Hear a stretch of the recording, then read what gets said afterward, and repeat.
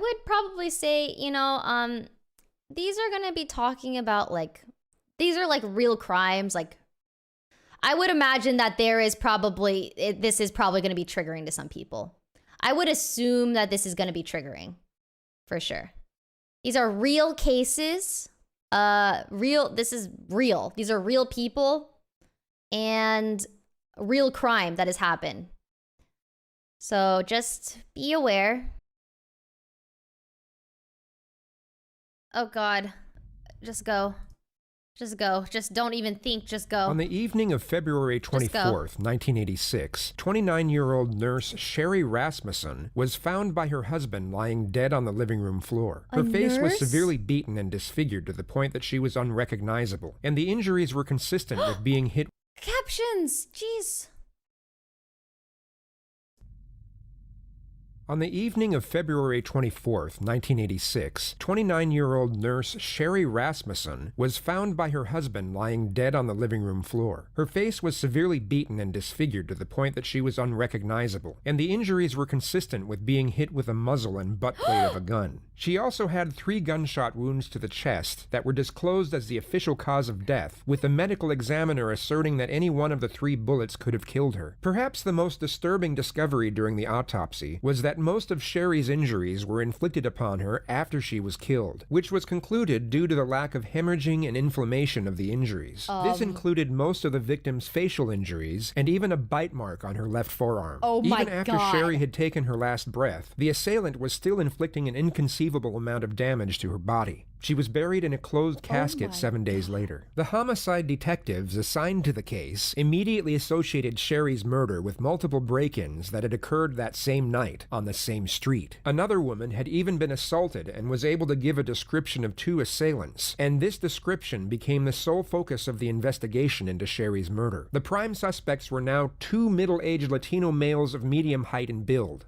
They were never found, and the case went unsolved for 23 years. By 2009, crime in Los Angeles had declined enough from its earlier levels that detectives began looking into cold cases to increase their clearance rates, which is when the Rasmussen files resurfaced. It stood out from the rest as new methods of genetic analysis discovered that the DNA found at the crime scene pointed to a single female suspect. The 2 previous male suspects were then invalidated, along with the original theory of a burglary gone wrong. The investigation into Sherry Rasmussen's murder was then reopened, and the newly appointed criminal investigators started from scratch. It was soon discovered that a statement given by Sherry's father, of whom he thought to be the prime suspect, was quickly brushed to one side, as the person in question was a serving LAPD cop from the exact department who were investigating the case. The person in question was a woman by the name of Stephanie Lazarus. She was a 25-year-old police officer at the time who had been with the force for 2 years. She had dated Sherry's husband,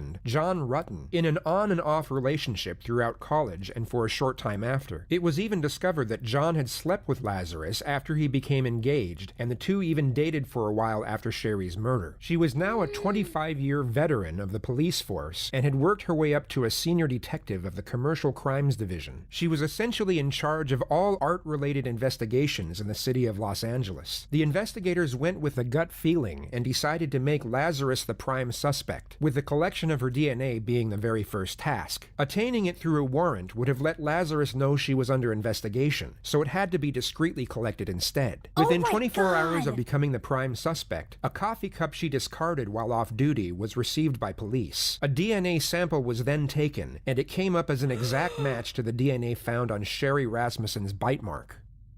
I'm sorry. Why didn't they do this 23 years ago? I'm so confused. Why didn't they just do the same thing? Why was she not a suspect before?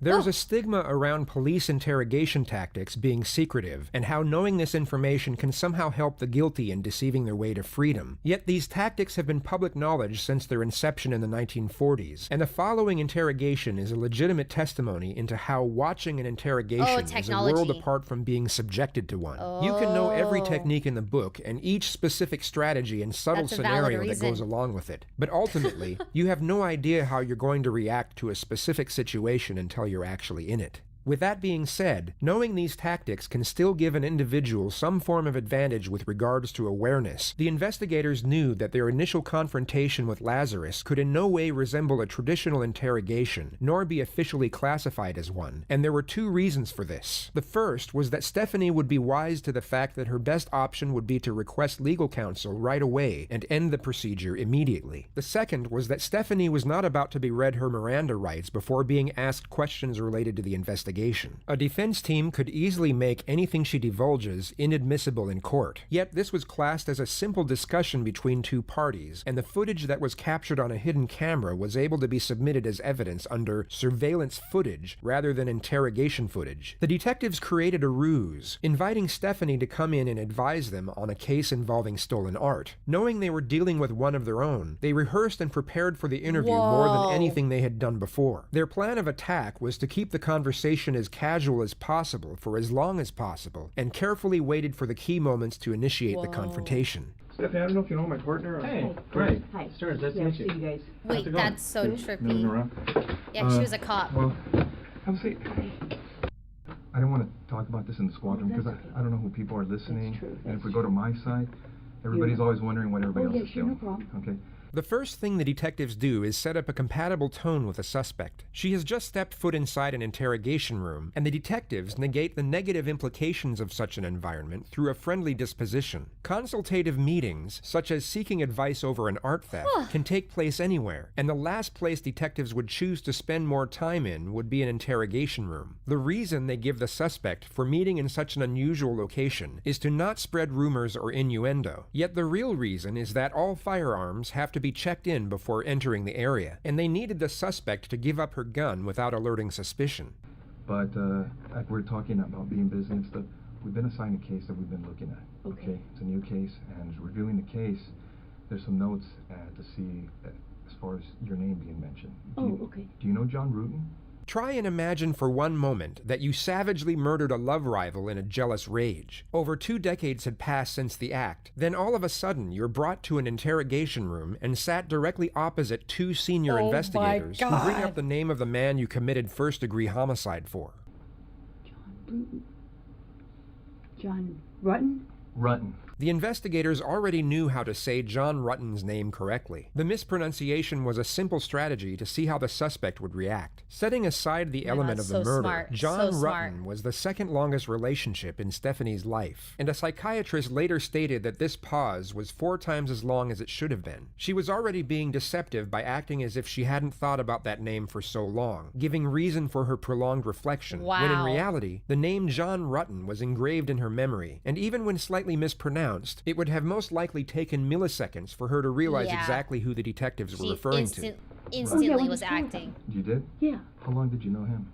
Gosh, I went to school in, let's see, went to UCLA in 1978 I started, and, you know, met him at school at the dorms. She says she met him in the dorms, yet left out the fact that they had dated for 4 years and went on numerous holidays together. Even though she wasn't asked directly, a truthful subject would most often volunteer this information without having to be pressed for it. Were you guys friends, close friends? Yeah, we're very close friends. I mean, what's this all about? Well, it's regarding, it's a case we're working on. It involves John, and in there, some of the statements we reviewed, you know, there's notes and stuff that he knew you and stuff. Oh yeah, I mean, we good friends. Lived in the dorms for Say in the dorms for 2 years. You guys lived in the same dorm? Yeah. Or, oh, okay. Yeah, Dykstra. Okay. Were you guys just friends or anything else, or? Yeah, we were good friends. Yeah. Was there ever any relationship or anything that developed between you guys? Yeah, I mean, we dated. You know, I mean, what's this all about? Well, it's relating to his wife. It's unfortunate that Stephanie's face wasn't captured at this I want moment to see her because she would have face. no doubt been immediately struck by the psychological reaction known as fight or flight. Her brain would have just triggered the influx of a specific cocktail of hormones in order to prepare her to either stay and deal with the threat or try and run away to safety. Stephanie chooses to fight. Okay. Okay. Did you know her? Not really. I mean, I knew that he got married years ago. Did you ever meet her? God, I don't know. Do you know who she was or anything? Well, let me think. God, it's been a long time ago. I may have met her. Geez.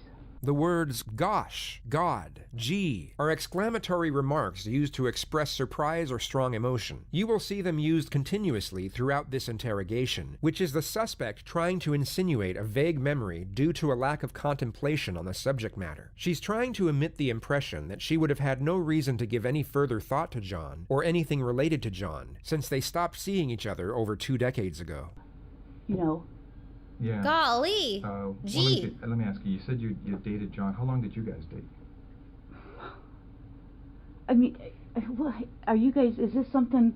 As we know, Stephanie is a cop and has been for 25 years. She will be wise to the fact that acting oblivious to the unusual development of the situation will be a glaring red flag in the eyes of the investigators. It's been shown time and again on this channel. Guilty suspects will often try and act naive to a blatant confrontation as a means to avoiding it altogether, whereas truthful subjects will address the confrontation and either refute it, or if it's subtle, want immediate clarification and transparency as to what was being insinuated. I mean, you said I was going to interview somebody about art and how you guys are. Here's I mean, Stephanie, here's the situation. It's basically heavy breathing.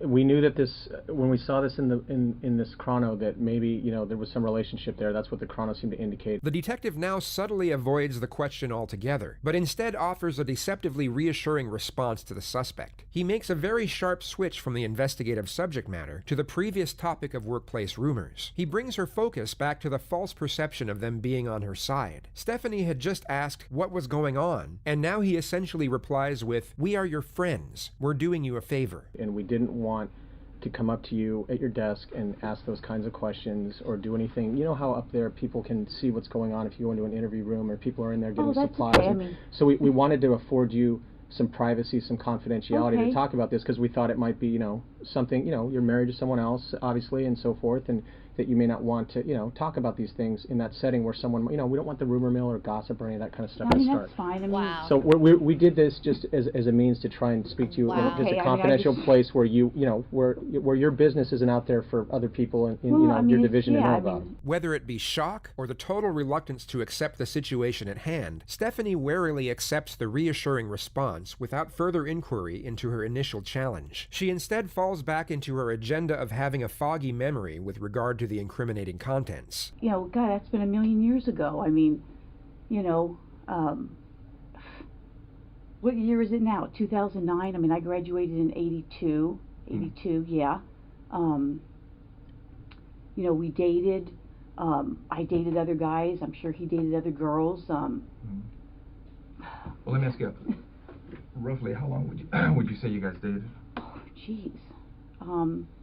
Golly. I couldn't even say. I mean, Notice how she now goes on to over-explain things that don't require an explanation, and weren't even inquired about. It's a clear-cut indication of hyperarousal and a derivative of TMT, also known as terror management theory. The suspect will go off on unrelated tangents as means for gaining momentary relief. Going into detail about trivial things affords her a brief escape from the terrifying reality eventuating before her. This is a very common occurrence in interrogations where the suspect is facing serious charges, and psychiatrists believe it to be a subconscious coping mechanism. I started school there in 78.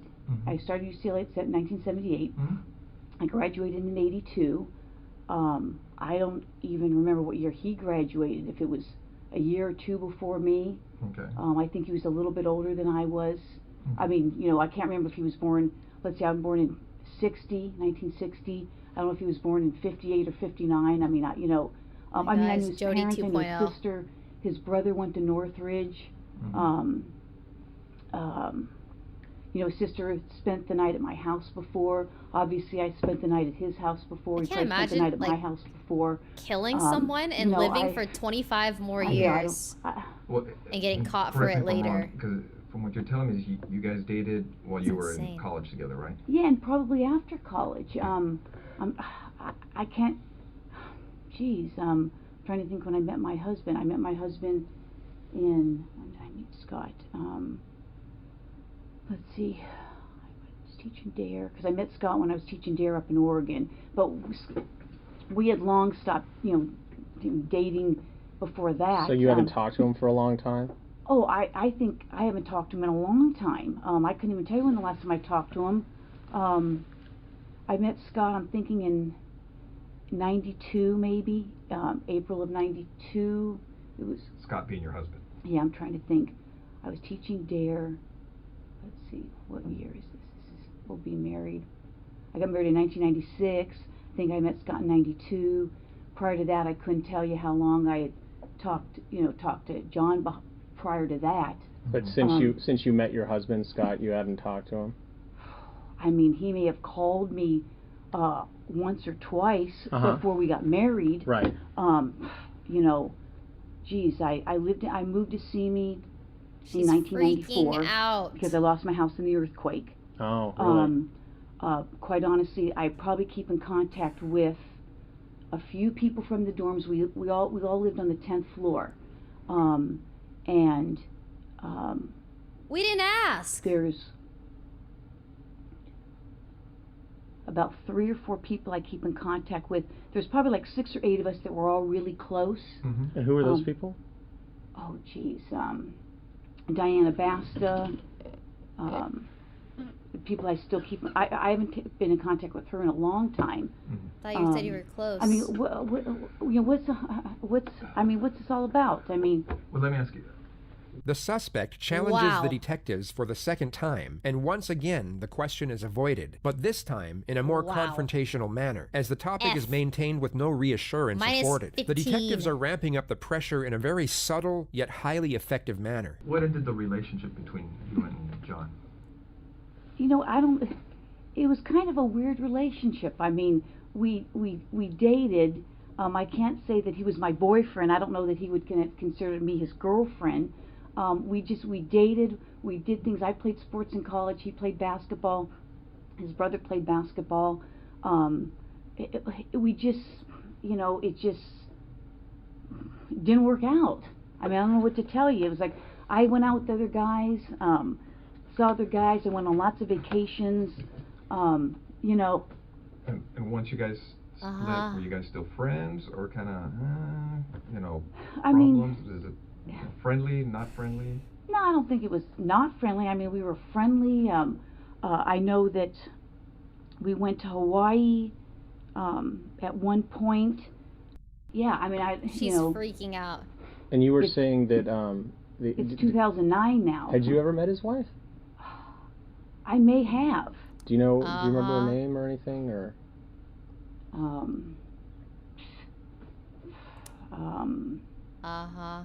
Or what she did for a living, or where she worked, or anything about her?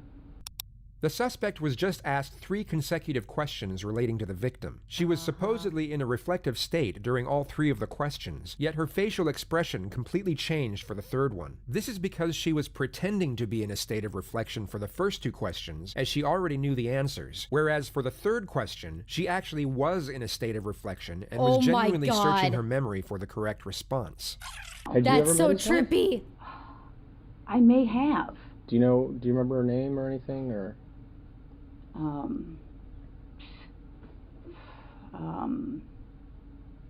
The 3rd question is about to be posed, and her focus is about to switch from pretending to be thinking to actually thinking. Or what she did for a living, or where she worked, or anything about her?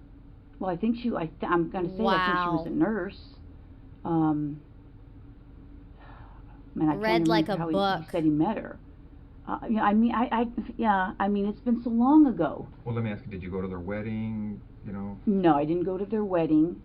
No, did not go to their wedding. Couldn't even tell you what year we got married. I mean, it's been a million years ago. Again, I mean, what, I don't understand why you're talking about some guy I dated a million years ago. Well, do you know what happened to his wife?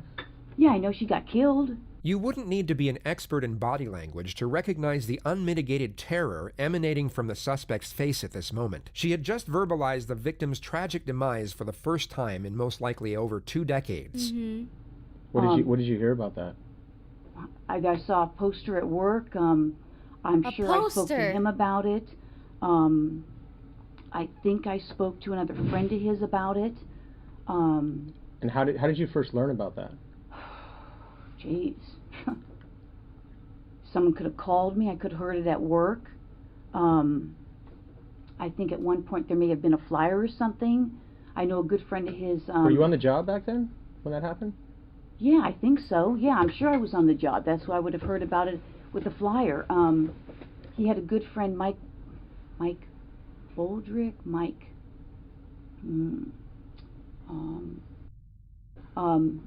you know. But being that you were kind of, you used to see John, you know, was everything okay between you guys? I mean, there was never anything uncomfortable or anything between you and her?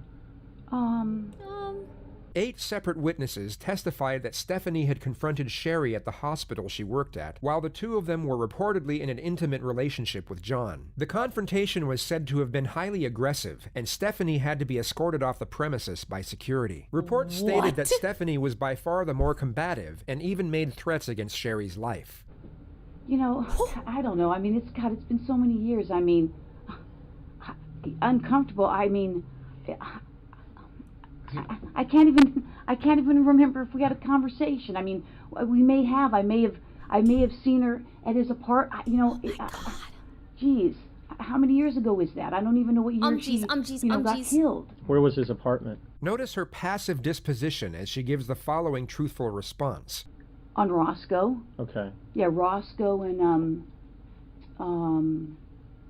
You can tell when she's like freaking out. Either east or west of DeSoto. When she's telling the truth. Do you know where he moved after? Did he move after he got married, or do you know? Or now notice how her disposition switches from passive to frantic as she once again pretends to have a vague memory. I'm sure he did. Did you know where he was living, or? Somewhere in the valley. Did you ever visit him and his wife? No. No? Never went out to, you know, get together, dinners, anything of that nature? No. Like I said, his sister used to come over. His sister had come to my place. I knew his brother because his brother played basketball at Northridge. In fact, I was just coming across some pictures that I had just scanned from. I take a lot of photos, like 10,000, and I just did a service where I scanned everything. And after his wife died, did you talk to him again or anything? Yeah, I mean, I did talk to him. Mm-hmm. I talked to him, probably his parents, probably some other friends. You know, I'm sure I talked to him. Yeah. But you're not sure where he moved to after he got married? No idea. I mean, never went over to visit him or I don't think. meet I his mean, wife, I don't think so. I mean, I don't know. I don't think I did. I mean, I know he lived on Roscoe for a long, long time.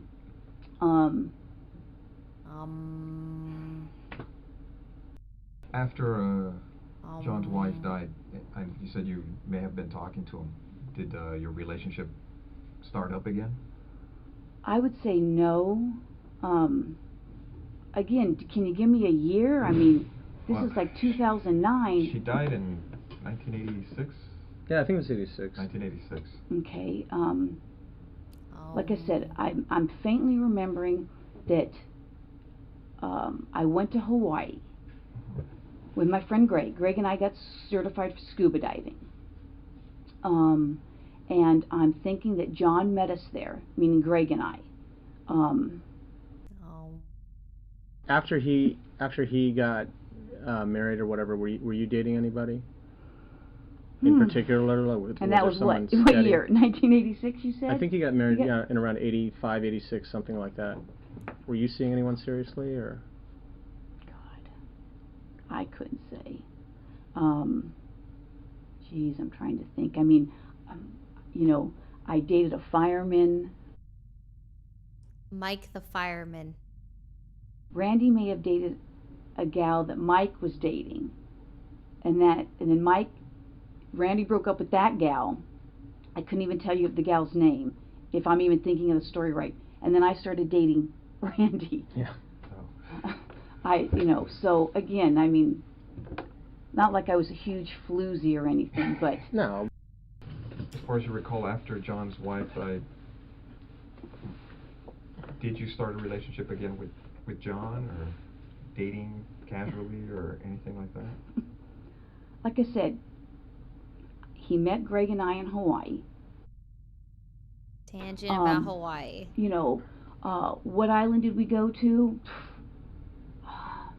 I think the Big Island in Kauai. Tangent about the Big Island. When you heard about John's wife being killed, I mean, what was your reaction? I mean, you thought you heard about it, what, through a friend or in a bulletin or Either something? a friend or a bulletin. I called the family. I called maybe some of his friends that I knew, and I mean, obviously it shocked you if I heard it at work, you know, which I may have. I faintly remember a bulletin going around, you know. Do you know what the circumstances were regarding her death? Geez, let me think back. We get it. It's a long time ago. I don't know if it was, you know, if it was a burglary or something.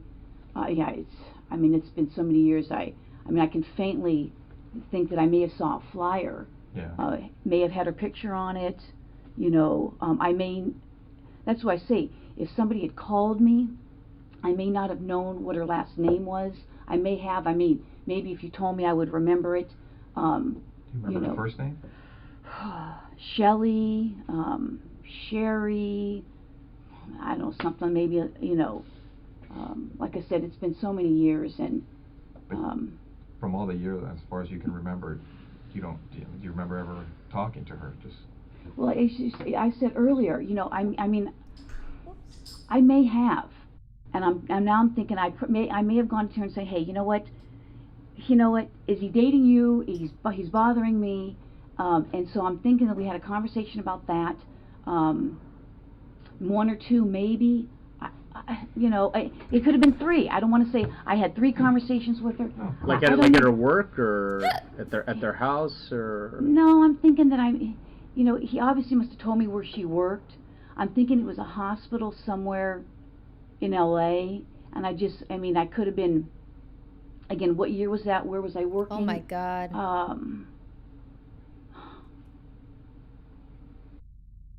More random tangents. There was a big earthquake. No, when was a big earthquake? What kind of tactic is April this? '92, because I stopped teaching DARE. We didn't ask. We didn't ask any of that. I think I stopped teaching DARE sometime in '92. When you said, like, hey, you know, he's calling me, he needs to knock it off or what have you, I mean, was that civil? Was there, I mean, no, there was not. I don't think there was anything. If the conversation lasted a few minutes, I can't even remember. And what is it like, we went out to lunch or anything. Right, but there was no, like, arguments or fights I or don't think it didn't so. get heated or anything like Not that? that I recall, no. I mean, I would think that would stand out, I would think. Now, again, that's not standing out in my mind. So you didn't have any problems with her then? No. You didn't have any issues with her? No, I mean... But let me ask you. She's like... Seems like you didn't have any issue. Now, did she have an issue with you as far as... Because now you're telling her, she's so hey, expressive. Tell him to stop calling. Now, she's like, hey, you figure she'd be threatened by you. Like, dramatically expressive. I don't know. I mean... From what you remember as far as when you talked to her, maybe you didn't take it as serious, but maybe, did she? Maybe she was bugged. You mean, like, was she throwing things at me or something? Or, well, no, just... Am I dramatically expressive? You're trying to explain, like, hey, stop calling me, stop playing games. I tell you... Is this what I'm going to be like when I'm 50? I couldn't even tell you how long the conversation... If you said, did it last a half an hour? Did it last 3 minutes? Did it last 20 minutes? I can't even remember. It's been so long ago. So you would have gone... If it was en route to work, you more than likely would have gone to her work. That's me! And had this discussion with her. I mean, that's sounding familiar. I'm annoying. I mean, that's now that you guys are bringing this stuff up. Fuck. I mean, that sounds familiar. But again, I mean, what's this got to do with me dating him and her getting killed? I mean, I don't I don't have anything to do with it. And you got something that's somebody said whatever. I mean, well, like we said, we just literally got this the other day, and you're going through it. Yeah. And you see and you saw me say, your it's name. next door. Right, and so I mean, obviously, it's like we recognize the name, and we know that you work next door to us, and so we're trying to get some background. We're trying to figure this out. I mean, this is from a long time ago. Oh, I know. And you know, that's what I said. and things have been kind of slow for us. And so, you know, Chief Beck has said, hey, you know, I want you guys working. I don't want you just sitting around reading the paper. Yeah. So he's kind of pushing some older cases out, even to the guys that work active cases, because, you know, and so we see this and we're just like, oh, well, you know, we want to talk to you about it. But of course, the only reason we did it here is because we're getting into some pretty personal stuff in your relationship. You know, my husband's on the job, and we've been so married. We don't want to take the risk. We don't want to take the risk when one of those interview rooms, and even when the door closed, someone's going to get supplies and sees us on a monitor, or hears or whatever. No, I appreciate it. I mean, I appreciate it. Like I said, that's where people go when there's orals. You know, when they're doing orals, guys will go in there and try and watch. And what are the answers to the questions? I you know? didn't know that. Yeah. So we just want to afford you the most privacy and confidentiality we could. No, I appreciate it. Like I said, I mean, this goes way back, and I mean, it was very sad. You know, obviously. It was very sad, but you don't remember anything about it. I haven't. When we were in college, some of us would go down to his house in San Diego. I went down to his house with him. San Diego was nice. I made detective, I think, in 93. Work history. Let me get back to as far as when you said that John was calling you to see you. And during that time, you felt that he was either seeing her, was he engaged or married? Did you know? Couldn't say. You don't remember? I don't know. Well, let's see. My husband. But during that time that you were seeing John, you know, was he acting kind of squirrely or kind of sneaking around when he'd hook up with you or anything like that, to make you think, hey, this guy. He probably was. I mean. Well, after he hooked up with Sherry, do you know where they were living? No, you asked me that already. And I said, well, obviously they were living in Van Nuys division. Yeah. I may have known. I mean, did he ever give me the address? Maybe. You know, I don't remember. I mean, I don't know. Because the only reason I'm asking you again is because as we've been talking, I know some stuff has come to you because you're like, oh, it seems like you're shaking. You know, so I don't think I've ever gone there. That's what I'm saying. I don't want to say, no, I've never gone there, and then you say, oh, I was at a party. Because I don't, I don't think so. She's driving me crazy. Like I said, we've got these friends, we have parties. Because I know you went to talk to her at the hospital regarding this issue with John. To, she was a cop. What's going to happen here with this thing? But would this ever have followed up to her house when you went to talk to her to say, hey, you know what? I don't even know that I knew where they lived. That's what I'm saying. I don't. If I knew where they lived and I'd been there, if it was for something social, I would. And I can't see how many times I saw her face to face. You know, he lived on Roscoe. Did I ever see her there? I don't know. I mean, I may have seen her at his apartment on Roscoe. I may have met her there. I mean. But you didn't have any issues with her, right? No, I mean, obviously, if he was dating me and dating her, I probably said, hey, pick or something, back That's then. I mean, would you remember if she snapped on you and just like, hey, man, it's my man, you leave him alone, blah, blah, blah, that kind of stuff? Would you remember an incident like that? I mean, because that would be like, what? Well, and maybe that happened. I mean, gosh, it's been so long ago. I get it. It's been so long ago. Ringing a bell. Because the times I've seen you around at our office, I'm crazy. But you're always kind of like real. We didn't laugh. I mean, you seem kind of bubbly. Oh, people think I'm really hyper. But I can get upset. And then I forget 5 seconds later. You know how guys razz you and you go, I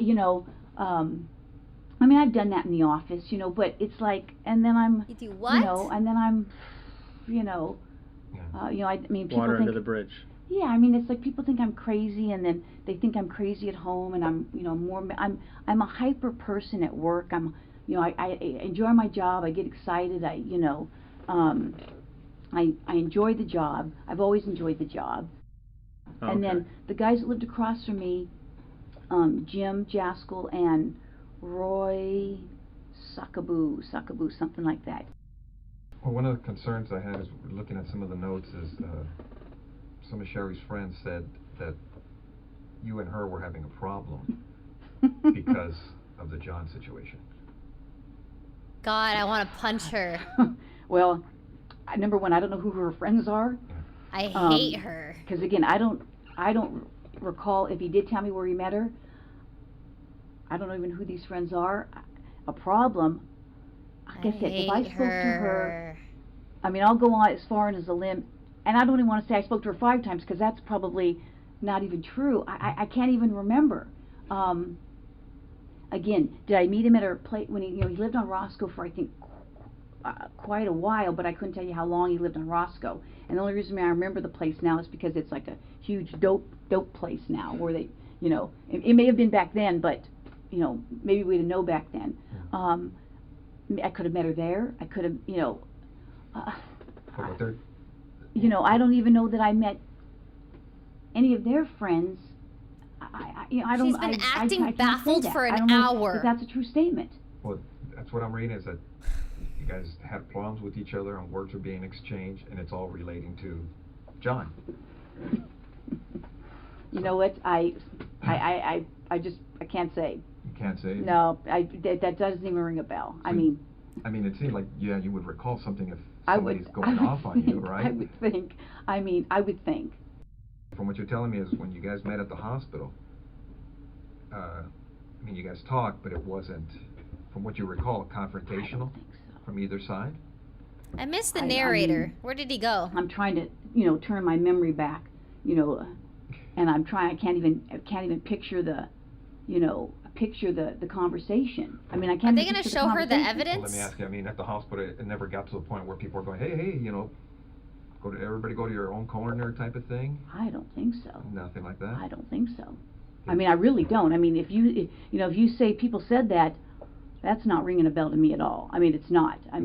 That's not ringing a bell to me at all. Was there ever a time the narrator had enough talking and John had to maybe go like, hey, you guys relax, or anything like that?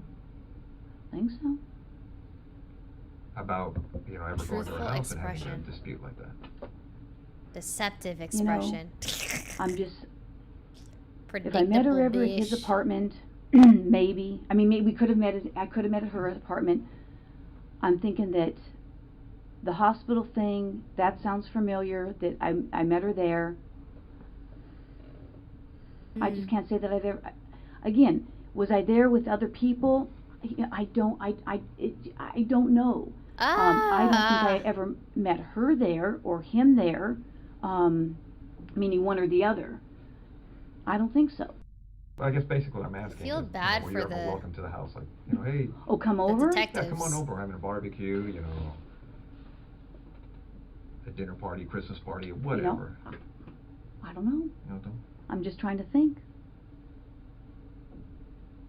Like I said, because there were so many of us that I have 10,000 pictures. Okay, I'm a picture nut. Mm-hmm. Let me ask, when you were seeing John, would you, I take it he would pick you up in his car, you go in her, your car, things of that nature, when you guys would go out? Well, yeah, Do you remember what he drove? Well, I know at one time he drove either a 240 or 260Z. Any other cars that stand out in your mind? Show her the evidence. What is she doing?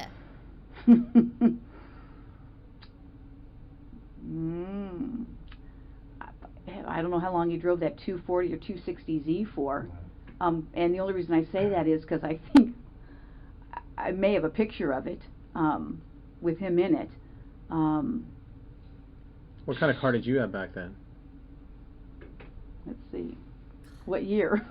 Or are you like one of those young cops that like, oh, I got a paycheck and bought a new car? Oh, no. I've only had like a few cars in my whole life. So what'd you have when you came on the job? Okay, well, my first car was a 68 Chevelle. Well, like I said, as we were looking at the case, and, we had read the notes as far as from... I hate her. Sherry's friend saying you guys had problems or words, and they got heated. And the reason we're asking you is they had mentioned that an incident at her work had occurred, and they've also told us that an incident at her house occurred. You know what? And this is at her house during the period of time that they're married. That's just not sounding familiar at all. I mean, you know what? That's just not sound. Again, if someone says that I was at her house and I had an incident with her, that just doesn't sound. Was John there? Did John say this happened? Because, and other people were there. I don't. Sounds recall. like a car that's failing it just to start. Doesn't sound, familiar. I can't stand her anymore. Where you showed up. Send her to You were jail. supposed to show Guilty. up, and things got heated. At his house? Yeah. That just doesn't sound familiar. I mean, Nothing. no. It's not sounding familiar. So Not at all. now you're saying not familiar because it's just something you remember, or Well, it's just. you know what? I'd have to say I don't remember, because I don't remember. That doesn't sound familiar. I mean, would you remember something like that in your life? Well, I would think, Some but sort of drama involving, the other woman type of Yeah. thing? Did you ever fight with her? you mean like we fought? Yeah. Did you ever duke it out with her? No, I don't think so. I mean, You'd remember How that, do you right? That not would be remember pretty- that? yeah, I would think so. I Pretty mean, specific, yeah, like I said, I mean, traumatic. obviously, it just doesn't sound familiar. I mean, what are they saying? So I fought with her. So now I'm getting the jump, the leap. Excuse me, I haven't eaten. They're saying, okay, I fought with her, so I must have killed her. This is known in psychology as Oh. reductio ad absurdum, or appeal to extremes. It's a form of argument that attempts to disprove a statement by showing that it He's leads to back. an absurd or impractical conclusion. I mean, come on. I mean, missed him. That's, I don't even know who these people are. I can't even say I met any of these people. I mean, it's insane. Would it be something you would remember? I mean, because I don't know if any other intense incidents in your life that have occurred, I mean, you'd recall those, right? I mean, Well, like a use of force at work or a car crash, something you're involved in, you'd be like, yeah, I remember. you would 'cause think it's- I would remember. I mean, I would think if it was something that crazy. I mean, I can't say. You say, how many fights have you gotten into? In your life. I mean, a few at work. Well, fights at work are kind of you know- different because we've all had uses of force or whatever. But Well, I I mean, haven't even had even a lot of those. I mean, right. But you know, if you're actually, I mean, I played. like if Dan and I got mad at each other and we threw blows in the squad room, I mean, 20 years later, I would remember. You would it. remember I mean, that. I would it would think I be would pretty- remember it, but pretty neat. that's what I'm saying. That's not sounding familiar to me at all. I'm looking at the notes, Mhm. and these people are kind of, they're pointing the finger at you, Well, and I mean, that's not ringing a bell to me. So, I don't know. It's I don't know what to tell you. I mean, that just sounds crazy to me. yeah. So you, offhand, you don't recall ever going into her house and having words and physically, No, attacking her attacking you, No, nothing like that? no. I mean, that's no, Mhm. no, not at all. Okay. Well, on some of the, on this case, this occurred in '86, right? Detectives Show her processed the scene and evidence. Things of that nature. They did fingerprints and all that stuff. The standard Mhm. stuff. I mean, you've been doing this longer than I have. Well, I don't know about that. I got 26 years on, Yeah. going on 26. 19, so. But, as they processed everything, they did the best they could at that time, and they looked at a lot of people and different things in this case. And you're right. I mean, if you guys are claiming that I'm a suspect, then, I got a problem with, with that. Okay. Okay, so. Uh-huh. If you're doing this as an interrogation, you're saying, hey, I'm a suspect. Well, now I got a problem with, now you're accusing me of this. Is that what you're saying? We're trying to figure out what happened, Stephanie. Well, I'm just saying. Oh, she angry. Do I need to get a lawyer if you're accusing me of I mean, this?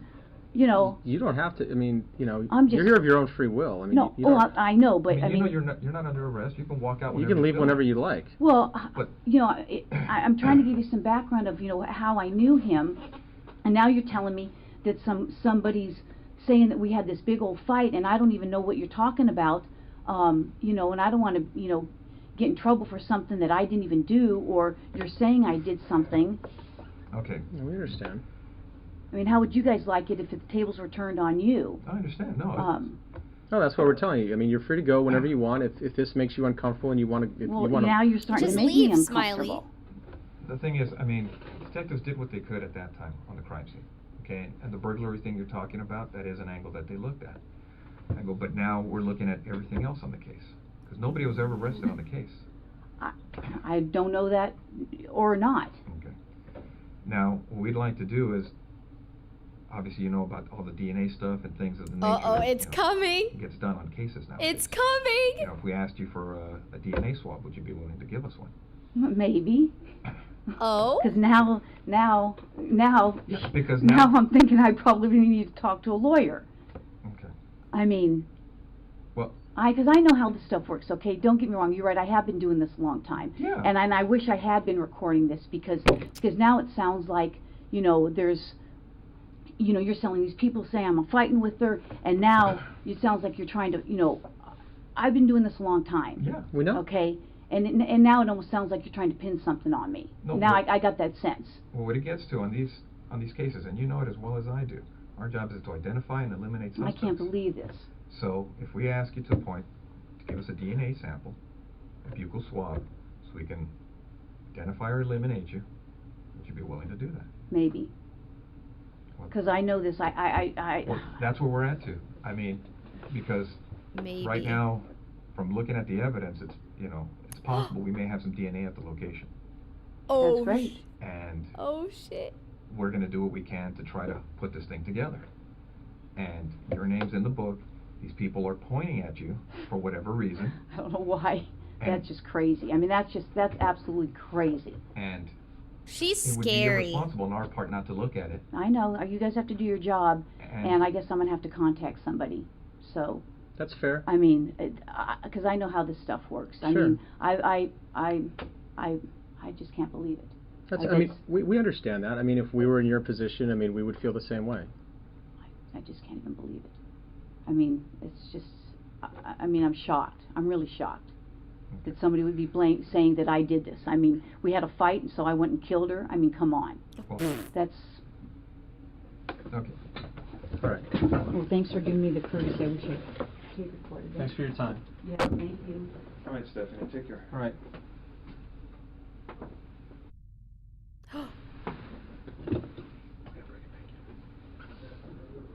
Does she come back?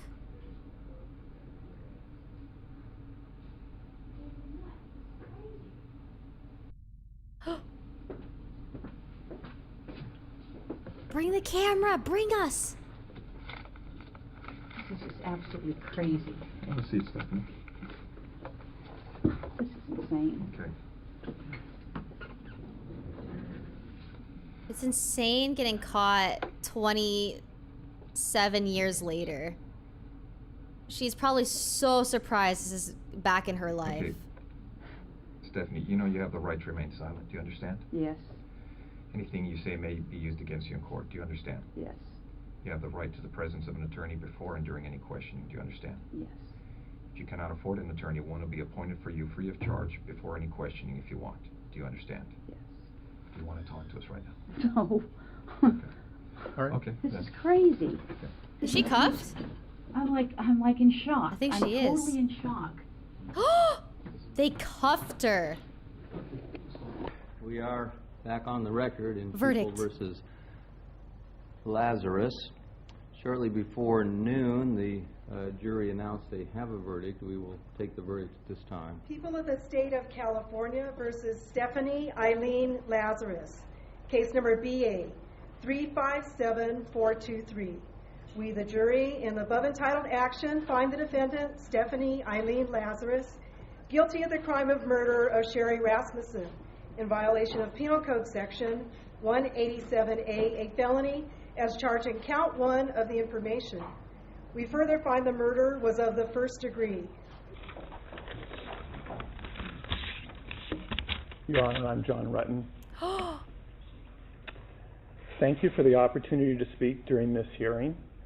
There are really no words that can describe the loss of Sherry. Wow. and the whole of this experience, so it makes no sense to talk very long. It suffices to say that the Rasmussen family, my family, and Stephanie's family have been thrust into a bizarre world of disbelief and indescribable sadness. Oh my God.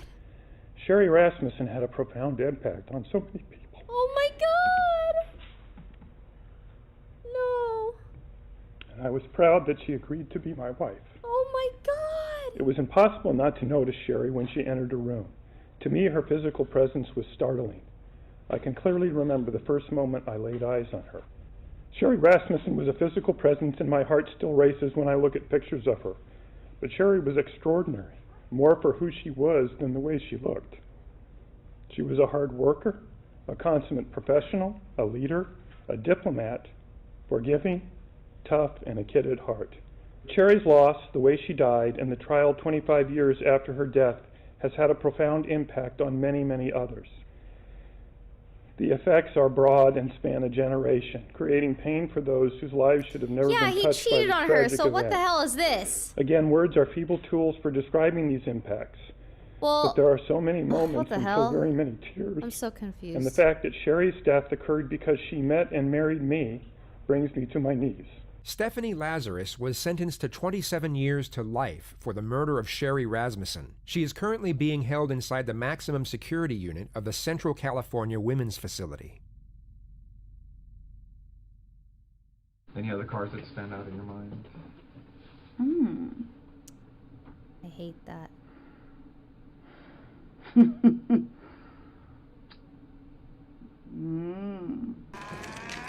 I can't. Nope.